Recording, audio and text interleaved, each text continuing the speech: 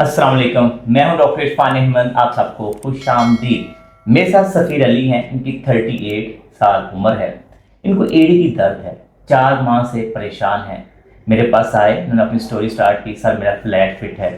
इन्होंने mostly surgery को भी दिखाया है और उनका किसी का ख्याल है कि शायद आपको सर्जरी की ज़रूरत है। तो उनके माइंड में बहुत से क्वेश्चन हैं। उन्होंने हमारी यूट्यूब पे वीडियो देखी और आज हमारे पास तशरीफ़ लाए कि सर हमें बेहतर गाइड करें, बेहतर मशवरा दें। हमने उनसे रिक्वेस्ट की कि सफ़ीर क्यों ना, क्योंकि आपकी जो स्टोरी है उसमें थोड़ा सा परेशानी का एलिमेंट भी है, क्योंकि मुझे यंग एज है, एक एक्टिव लाइफ है, तो क्यों ना हम इनकी पेन की स्टोरी भी आपके साथ शेयर करें और साइड बाय साइड बताएं कि ऐसे केसेस का बेहतरीन इलाज क्या होता है, इसलिए कौन सी वर्जिशें करनी चाहिए, कौन से टिप्स को फॉलो करना चाहिए ताकि विद इन टाइम फ्रेम हमारी रिकवरी हो जाए। तो इसकी तरह थोड़ी सी अपनी स्टोरी बताइए कि दर्द कैसे स्टार्ट हुई आपकी? जी, मैं एक एक्टिव लाइफ गुजारा था। 4 माह से कुछ वेट भी मैंने लॉस किया था, तो मुसलसल मैं काफ़ी एक्टिव था। फिर दरमियान में कुछ मौसम चेंज हुआ, ठंड आ गई, तो मैंने सारी एक्टिविटीज़ छोड़ दी। उसके बाद कुछ नॉर्मली मैं क्रिकेट भी खेलता हूँ, तो एक दिन क्रिकेट खेली, उसी दौरान मुझे पेन फील हुआ और वो पेन जो है वो दिन ब दिन बढ़ता गया मेरे चलने में, नॉर्मल लाइफ में। मतलब मुझे बड़ा प्रॉब्लम आना शुरू हो गया उस पेन की वजह से। ठीक है। शुरू में तो मैंने यही सोचा कि ये मे बी कुछ टाइम में ये खुद ही क्योर हो जाए, बट जब 1-2 हफ्ते गुजरे तो that was the concern for me. तो मैंने फिर जो है वो एक ऑर्थोपेडिक सर्जन थे, उनसे रब्ता किया।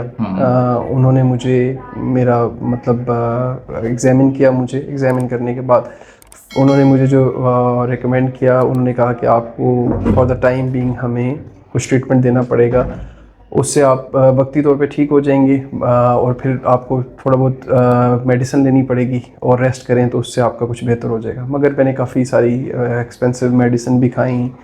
उन्होंने मुझे एक इंजेक्शन भी लगवाया, वो भी बड़ा लिमिटेड टाइम के वो था। इंजेक्शन कहाँ लगा था? इंजेक्शन मेरी एड़ी के अंदर अच्छा, उन्होंने। एडी के अंदर जी, इंजेक्शन लग गया। एड़ी के अच्छा। अंदर। तो उसके बाद वो भी आई थिंक के मतलब 2 दिन से ज़्यादा मुझे उससे भी कोई फ़र्क नहीं पड़ा। ठीक है।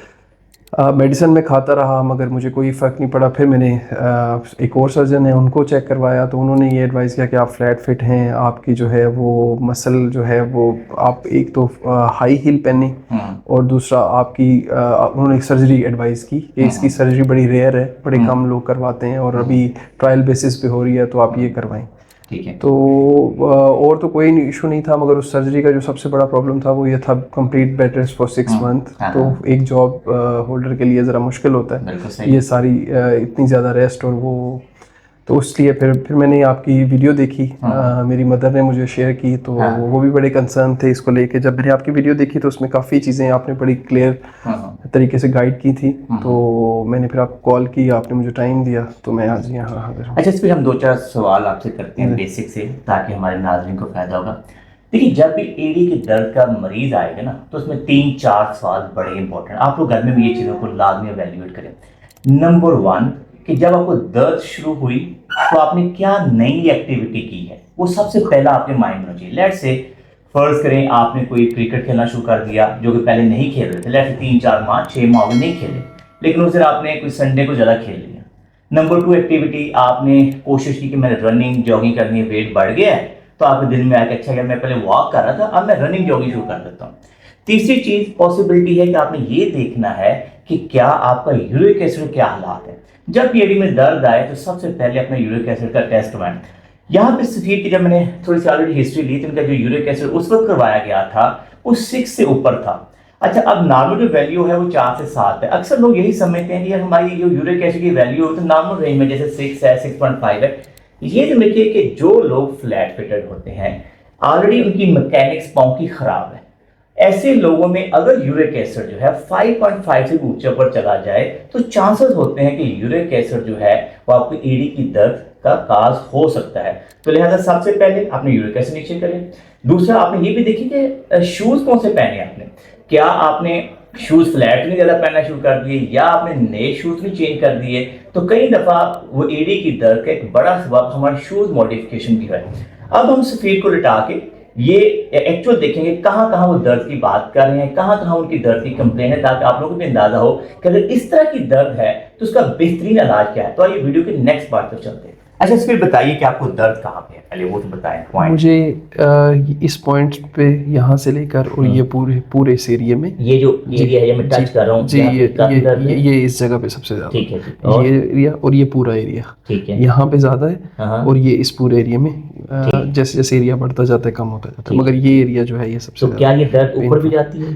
ऊपर स्टिफनेस होती है, ये मसल मेरा स्टिफ रहता है और मुझे फील होता है कि ये मसल बहुत हार्ड है चलने फिरने में, और इसकी वजह से मुझे लंगड़ा के चलना पड़ता है, जो कि काफी ज्यादा पेनफुल होता है। ठीक। अच्छा ये देखिए कि जब आपका ये वाला जो मसल है, ये जो पिंडली का बैक साइड का मसल है, ये काफ मसल है, ये एड़ी के ऊपर आके यहाँ पे लगते हैं। अगर ये मसल टाइट हो रहा हो और यहाँ पे दर्द हो, तो हम एड़ी की बैक साइड पे जो दर्द है उसकी बड़ी वजह टेंडो एचिलस टेंडिनाइटिस है।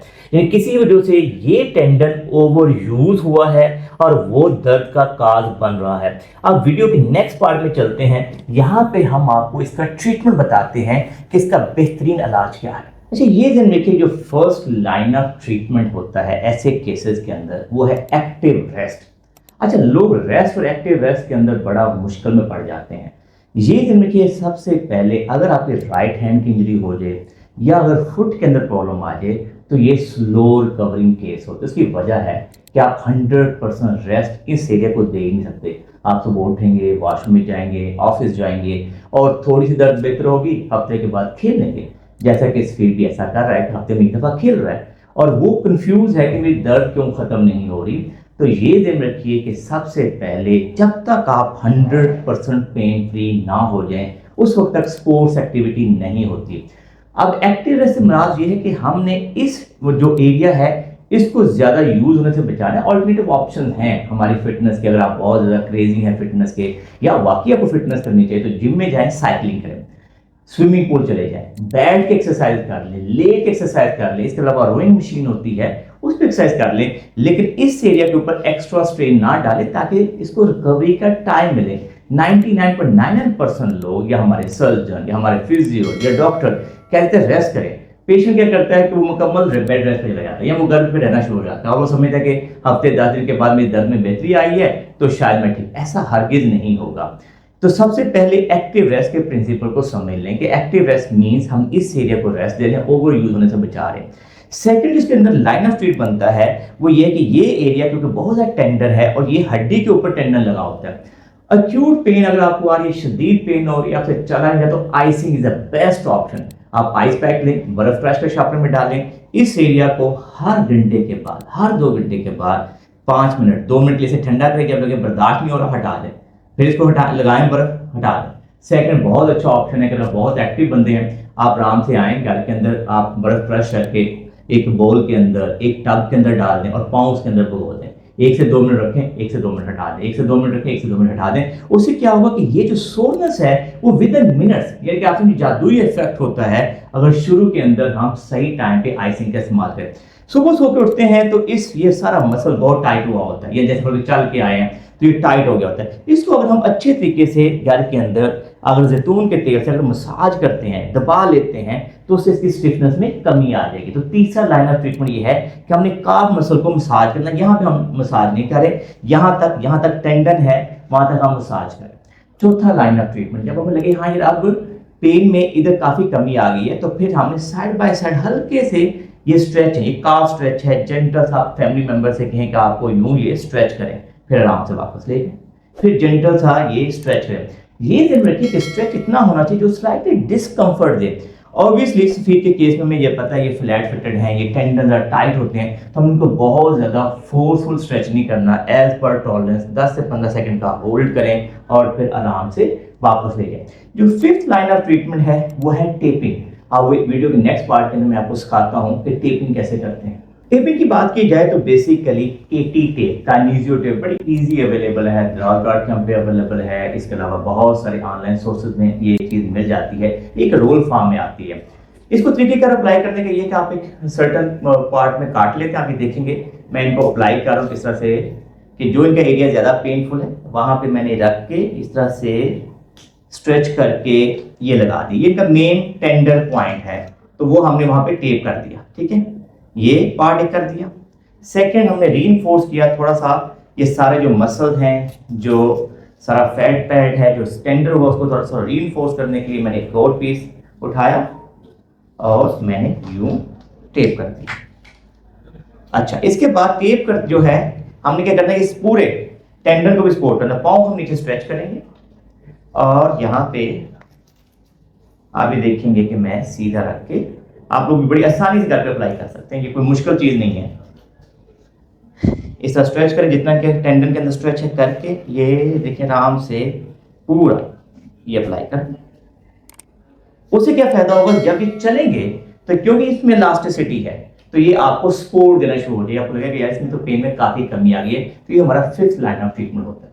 6th लाइन ऑफ ट्रीटमेंट की बात की जाए तो एक्सरसाइज बहुत इंपॉर्टेंट है। ये मेरे अक्सर लोग पेन किलर खा लेंगे, रेस्ट कर लेंगे, लेकिन मसल को स्ट्रांग नहीं करेंगे। जब तक ये मसल स्ट्रांग नहीं होंगे ना, आपकी दर्द बार बार आती रहेगी। तो इसलिए बहुत आसान है कि सिंपल अपना पिल्लो अपनी पिंडली के नीचे रखें, पाँव तक खींचे, फिर खींचे जोर से और पाँव को नीचे ले जाइए, फिर पाँव खींचिए और फिर नीचे ले जाइए। तो ये आपकी नंबर 1 एक्सरसाइज है। 10/2 10/3 रेस्पिटेशन के साथ करें। नंबर 3, पाँव अंदर से खींचें और फिर बाहर भी रखें, पाँव अंदर और बाहर, इनवर्ड एंड आउटवर्ड। तो अब ये समझ लीजिए कि ये जो थंब है ये हमारा पेन की नोक है, हम इसके साथ ABC लिख रहे हैं, ठीक है ना, आपने, ताकि हमारा पाँव अच्छे तरीके से मूव करे, ठीक है। तो ये हमारी नंबर 3 एक्सरसाइज बन जाएगी। नंबर 4 के अंदर क्या करना है, हमें पाँव से खींचना है, ऐसे जोर से खींच के आपने अच्छे तरीके से यूं स्ट्रेच करना है। उसलिए आप बट्टा डाल के भी स्ट्रेच करते हैं ताकि ये पीछे जो काफ मसल टाइट होता है वो ठीक हो जाएगा। इसके बाद अपने दोनों टांगे इस तरह रखें, सीधी कर लें, ऐसे बैठे हुए फर्स्ट पे, अभी बैठे थोड़ा और ऊपर ऐसे। अब यहाँ पर अपने हाथ पीछे रख लीजिए प्लीज, ये ऐसे, अपना हाथ दूसरा पीछे रखिए, अब पाँव ऊपर खींचिएगा, ये यूं, ठीक है, और फिर नीचे, फिर ऊपर, फिर नीचे। अब यहीं पे आप सोचिए कि मेरे नीचे यहाँ कोई कपड़ा पड़ा हुआ है, अब वो इकट्ठा करें उसको, यस, ये इसी पोजीशन के अंदर इकट्ठा करें। ये चंद एक्सरसाइजेज हैं, अगर आप इसको रूटीन का हिस्सा बना लेंगे तो उससे आपके पाँव के जो इंट्रिंसिक मसल हैं वो स्ट्रांग हो जाएंगे, आपके पाँव की सारी एंकल की जो मूवमेंट है वो बेहतर हो जाएगी और इससे आपकी दर्द में बड़ी तेज से बेहतरी आती है। नंबर 7 लाइन ऑफ ट्रीटमेंट की बात की जाए तो ये ध्यान रखिए कि जब भी आपको इस तरह की पेन होती है तो 2 से 3 हफ्ते आप कोशिश करें कि मेडिसिन एंटी इंफ्लेमेटरी जरूर ले लें।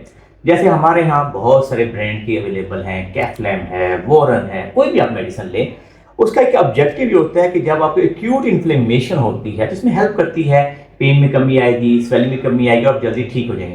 लेकिन उसमें गलती क्या नहीं करनी होती, नॉर्मली लोग क्या करते हैं, पेन किलर खाते हैं, दर्द में बेहतरी होती है, बंदा समझता है मेरे तो दर्द ठीक हो गया, वो दोबारा खेलना शुरू कर देता है और वो जब खेल के वापस आता है उसकी दर्द पहले से ज्यादा बढ़ी होती है। तो ये मिथ आपने समझ लेनी है कि जब आप पेन किलर खा रहे हैं 8 से 10 घंटे के बाद ही कोई एक्टिविटी करनी है, क्योंकि अगर 3-4 घंटे के बाद एक्टिविटी कर लेंगे आपको पता ही चलेगा, पेन किलर ने आपकी दर्द छुपाई होगी और आप अपने आप को ज्यादा इंजर्ड करके आ गए। यहाँ पे मैं आपको टिप्स की बात करता हूँ कि नॉर्मली जब मैं ऐसे पेशेंट्स आते हैं उनको मैं क्या टिप्स देता हूँ।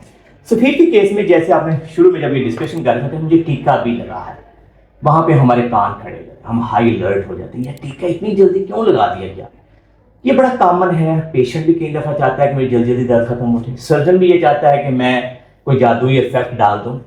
ये ध्यान रखिए कि जो टीका है ऐसे केसेस के अंदर बड़ा खतरनाक होता है। हमने चंद ऐसे केसेस जरूर देखे हैं जिन्हां पे सर्जन यहाँ पे टीका तो लगाया, एक टीका लगाया, जैसे उनका मुझे खास फर्क नहीं पड़ा तो कहते अच्छे 2-3 मरतबा दूसरा टीका लगा देते हैं। जो स्टीरॉइड का इंजेक्शन होता है खासकर टेंडोएचिलस टेंडाइटिस के अंदर यूजुअली मना किया जाता है। उसकी रीजन ये है कि जो टीका है वो आपके फाइबर को वीकन कर देता है और कई दफा ये टेंडन यहाँ से उखड़ जाता है, ठीक है, यानी कि टेंडन का कंप्लीट टीयर हो जाता है और वो इतना प्रॉब्लमेटिक होता है कि आपको 6 माह से लेकर साल तक आपको रिहेबिलिटेशन करना पड़ती है और कुछ केसेस के अंदर सर्जरी की जरूरत पड़ती है। ना सिर्फ मैंने अपने पेशेंट्स को देखा है कि उनके साथ ऐसे इंसिडेंट हुए हैं कम से कम 5 से 10, बल्कि हमारे साथ एक कुलीग थे जो हम इकट्ठे बैडमिंटन खेल रहे थे और उनकी स्नैपिंग होती है ये टेंडन की, और वो मैं वहाँ पे खेल रहा था तो साइड बाय साइड उनसे पूछा कि आपको कोई स्टीरॉइड की हिस्ट्री तो नहीं है? कहते मेरी दर्द थी और मैंने स्टीरॉइड लगवाया था। तो ये दिन देखिए कि स्टीरॉइड लगाते हुए सर्जन और पेशेंट बहुत केयरफुल होने चाहिए। हाँ, अगर 6 माह, साल, 1.5 साल आपने रिहेबिलिटेशन की है और आपकी दर्द में बेहतरी नहीं आई तो फिर हम शायद सोच सकते हैं, वरना इसको अवॉइड करना चाहिए। लास्ट टिप ये है कि पाँव की इंजरी या हाथ की इंजरी हमेशा स्लो रिकवर करती है, उसकी वजह है हमारे यहाँ अगर राइट हैंड की इंजरी हो जाए तो माशाल्लाह सलाम लेते हुए हिला देते हैं, तो इसका मतलब दोबारा इंजर्ड हो गया। एक्टिव रेस्ट से मुराद है कि जितना टिश्यू हील होता है उतना ही लोड डाला जाए। अगर ऐसे केसेस को अगर हम यूरिक एसिड को 6 से नीचे रखें और अगर हम प्रॉपर एक्सरसाइजेस करें, प्रॉपर प्रिकॉशन लें, जैसे इनके सर्जन ऑलरेडी इनसे कहा था कि आपने कोई आधी इंच से 1 इंच वाला हील वाला जूता पहने, ऐसे ही चप्पलें पहने, जैसे ऑलरेडी ये स्नीकर्स पहनते तो ऑलरेडी जूता तो उनका ठीक है, इसलिए हमने बहुत ज़्यादा उस पर बहस नहीं की। अगर आप प्रॉपर तरीके से ऐसे केसेस को डील करते हैं तो तकरीबन 6 हफ्तों से लेकर 3 माह में ये केस मुकम्मल तौर पर ठीक हो जाते हैं। आपने अपने माइंड में सबसे इंपॉर्टेंट चीज ये रखनी है कि उन तमाम फैक्टर से बचने की कोशिश करें जिनसे ये दर्द छिड़ती है, और ये आपको पता होता है। जैसे स्टीव के केस में देखें, इनको पता है यार संडे के संडे मैं खेलता हूँ, उसके बाद दर्द छिड़ जाती है, फिर हफ्ते में कुछ बेहतर होती है, फिर संडे को जाकर खेल लेते हैं। तो ये एक बड़ा कॉमन सा फिनोमेना है, छोटी छोटी गलतियां होती हैं और हम अपने टिश्यूज को हील होने का पूरा मौका ही नहीं देते और दोबारा इंजर कर लेते हैं। और यही वहां पे एक पॉइंट आता है कि कई दफा दर्द ज़्यादा हमने खेल लिया, फर्क है आधा घंटा खेलना था 2 घंटे खेल लिया, अब शदीद दर्द होगी, अब हमें समझ नहीं आ रही होती, हम सर्जन के पास जाते हैं और वो ये समझते हैं कि अब हम सर्जरी तक जाते हैं, लेकिन surgery is the last last last option. आप हमारी वीडियोस को देखें, हमने बहुत दफ़ा बड़ी डिटेल में समझाते हैं, लाइव पेशेंट के ऊपर आपके साथ डिस्कशन शेयर करते हैं ताकि आप लोग अपने इश्यूज के बारे में बेहतर फैसला कर सकें। मैं उम्मीद करता हूं कि हील पेन के ऊपर इतनी डिटेल वीडियो में सफीर साहब ने हमारी हेल्प की है। शुक्रिया अदा करते हैं, थैंक यू सफीर भाई, आपने हमें मौका दिया ताकि आपके तवज्जो से बहुत से पेशेंट को फायदा हो सके। मैं उम्मीद करता हूं कि आपको हमारी वीडियो पसंद आई होगी। अगर आपको ये वीडियो पसंद आई है तो इसको लाइक और शेयर कीजिए, हमारे चैनल को सब्सक्राइब कीजिए और बेल आइकन को जरूर क्लिक कीजिए ताकि हमारी नई वीडियोस के बारे में आगाही हो। अल्लाह हम सबका हामी नासिर हो। अल्लाह हाफिज़।